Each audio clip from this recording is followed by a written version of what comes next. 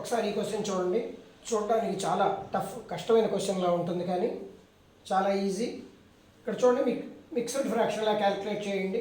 2 1 జా 2, 2 + 1 3/2 ఇంటూ ఇక్కడ చూడండి 3 1 జా 3, 3 + 1 4, 4/3 ఇంటూ 4 1 జా 4, 4 + 1 5/4 డాష్ డాష్ డాష్. ఇక్కడ చూడండి 499 ఇంటూ 1, 499 + 1 500/499. ఇక్కడ జాగ్రత్తగా అబ్జర్వ్ చేయండి.